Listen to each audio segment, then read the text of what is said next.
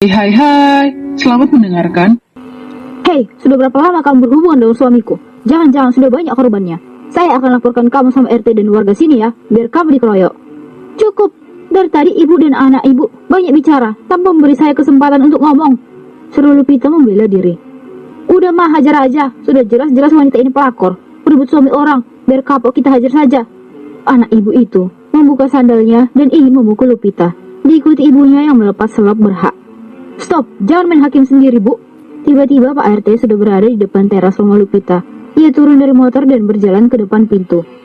Pak, asal Bapak tahu ya, ini wanita pelakor, sudah rebut suami orang, umpat wanita parubaya itu. Bu, jangan asal main tuduh aja kalau tidak ada bukti. Kalau ibu ada bukti, bisa kita bicarakan baik-baik. Kalau tidak ada bukti, ibu bisa dituntut balik oleh Lupita. Apa? Lupita?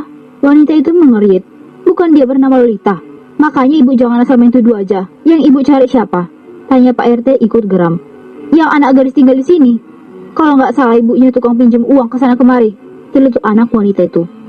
2 hari yang lalu di sini ada gadis bernama Lolita, Ibu Surti dan Bejo. Tapi mereka bertiga sudah pergi. Jadi ibu salah alamat kalau marah-marah sama Lupita. Dia pemilik rumah ini, anak yatim piatu. 2 orang anak dan ibu itu terdiam. Mereka saling bersitatap dan tertunduk malu. Yang ibu cari Lolita kan? Tanya Lupi menatap kesal pada ibu dan anak itu. Coba jelaskan, Bu, yang ibu cari siapa namanya? Tanya PRT lagi. Lolita, jawab anak ibu itu terbata. Lupita menghela nafas lega. Namaku Lupita, bukan Lolita. Loli itu sepupuan dengan saya, tapi dia dan ibunya sudah pindah dan ngontrak sendiri. Makanya ibu jangan asal main tuduh dan maki-maki saya. Coba kalau sandal ibu sampai ke muka saya, pasti saya tuntut kalian. Ucap Lupita geram. Nah, kan ibu yang salah, asal tuduh aja. Sekarang ibu dan anaknya minta maaf sama Lupita. Sudah fitnah orang, ujar Pak RT. Di depan rumah Lupita, tetangga banyak berdatangan. Mereka beramai-ramai menyeraki ibu dan anak itu. Saya minta maaf, Mbak, ucap wanita itu masih tertunduk unahan malu. Saya juga minta maaf, kata anak wanita itu. Mereka mengulurkan tangan pada Lupita. Lupita menerima uluran tangan ibu dan anak itu. Kalau saya boleh tahu di mana kontrakan Lolita, saya harus ketemu dengannya. Ibu ke sana mau marah-marah? Jangan, Bu. Kalau ibu mau bicara baik-baik, akan saya kasih tahu. Jangan bikin ribut di kampung orang, Bu, kata Pak RT lagi. Tidak, Pak. Saya mau bicara baik-baik supaya Lolita meninggalkan suami saya. Ya sudah, tapi ingat jangan cari ribut ya, Bu. Iya, Pak. Di jalan D5 samping gang ini, Bu. Nanti ibu keluar gang. Nah, samping gang ini ada jalan D5. Masuk aja ke dalam. Nanti tanya kontrakan milik Pak Haji Dadang. Oh iya, Pak, makasih ya. Ibu dan anak itu melangkah pergi dengan malu, meninggalkan rumah Lupita. Pak RT, terima kasih banyak ya. Kok Bapak bisa tahu ada wanita datang ke rumah saya marah-marah? Ada warga yang kasih tahu. Saya sebagai RT di sini wajib memberi keamanan pada warganya. Ya sudah, saya pamit. Iya, Pak RT. Sementara ibu dan anak tadi sudah menemukan kontrakan Lolita. Permisi. Cari siapa? Tanya Surti dingin. Di mana Lolita? Mau apa cari anak gue? Minggir, mendorong tubuh Surti. Saya mau cari Lolita.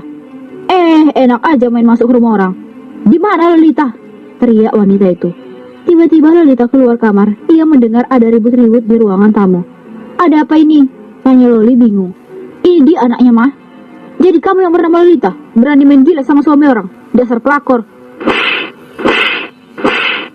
Ibu dan anak itu menjambak dan menampar Lolita bertubi-tubi. Dasar wanita pelakor, suka rebut suami orang, wanita sampah. Maki wanita parubaya itu tanpa henti terus memukuli. Berhenti! Teriak Surti ikut membela anaknya. Pertengkaran tidak bisa dihindari lagi, saling pukul dan jambak. Berhenti! Datang Bejo ikut melerai dan memisahkan mereka berempat. Kenapa ibu marah-marah di rumah orang? Bisa saya tuntut kalian. Mereka berhenti bertikai. Wanita itu menunjuk Lolita. Udah merebut suamiku, dasar perempuan gatal. Mending kalau cantik, cuma menang bokong gede doang. Cecar wanita itu lagi. Sudah sekarang pergi dari sini. Usir Bejo mendorong tubuh wanita itu dan anaknya keluar dari pintu. Bejo membanting pintu. Dari mana wanita itu tahu rumah kita? Tanya Surti.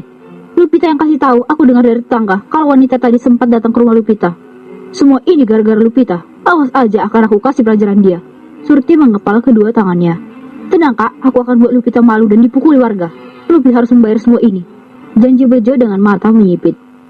Seperti biasa, Lupita mulai menjalankan aktivitasnya, berangkat pagi untuk bekerja di perusahaan Vandeles dan pulang pada sore hari. Sudah hampir seminggu semenjak kejadian pengusiran bibinya, Harlan tidak juga mengunjunginya. Hanya sesekali membalas pesan Lupita kalau ia masih sibuk mengurus saudaranya yang sedang sakit. Lupita tidak ingin mengganggu Harlan lagi. Ia tidak menelepon atau bertanya lagi. Kebiasaan Lupis habis pulang kerja, ia habiskan tidur lebih awal karena ia tidak memiliki TV untuk hiburan.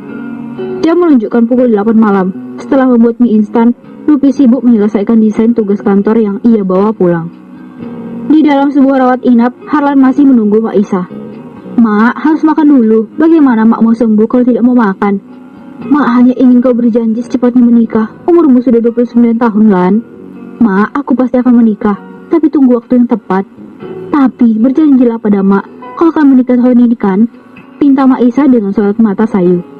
"Ya Tuhan, aku tidak ingin membuat Mak sedih. Dia sudah seperti ibu bagiku. Lebih baik aku iakan saja dulu agar Mak mau makan." "Iya Mak." "Benarkah Nak?" Menyentuh tangan Harlan. Mak senang mendengarnya. Wajah berbinar cerah. "Kalau gitu, Mak makan ya," bujuk Harlan. Mak Isa mengangguk pelan. Harlan menyuapi ibu asuhnya penuh kasih sayang. Selesai memberi makan Mak Isa, Harlan berniat pergi ke rumah Lupita. "Mak, aku pergi dulu. Ada perlu sebentar."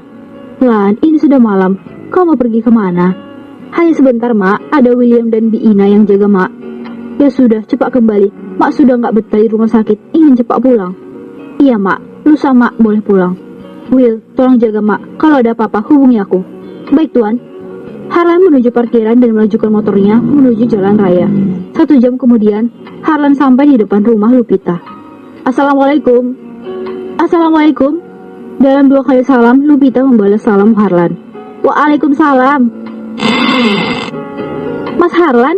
Lupita kaget tapi wajahnya terlihat senang. "Ayo masuk." Tersenyum kecil. Harlan masuk ke dalam ruangan dan duduk di sofa dengan pintu terbuka lebar. "Maaf Lupi, aku baru bisa datang." "Gak apa-apa Mas. Oh iya, bagaimana kabar saudaranya?" "Sudah melewati masa kritis, makanya aku baru bisa kemari." "Syukurlah. Oh iya, aku buatkan kopi dulu ya." "Gak usah repot-repot Lupi, aku kesini hanya ingin melihat kabarmu saja." "Gak apa-apa Mas, aku buatkan dulu ya." Lupita berjalan menuju dapur untuk membuat kopi. Tak lama, ia kembali dengan membawa secangkir kopi. "Oh ya Lupi, aku mau numpang ke toilet." "Masuk aja Mas, ada di samping dapur." Harlan masuk dalam kamar mandi. Lupita membereskan desain gambar di atas meja. Tiba-tiba, lampu padam. "Lupi, mati lampu ya?" Terdengar suara Harlan dari kamar mandi. "Iya Mas, sebentar aku lagi cari ponsel dulu buat penerangan." Lupita berjalan sambil meraba-raba ke dinding. Harlan keluar dari kamar mandi dan berjalan di kegelapan sambil meraba-raba. Tiba-tiba, "Au!" Lupita terpekik. Seketika lampu menyala terang benderang. Terdengar suara bejo dan beberapa orang di depan pintu.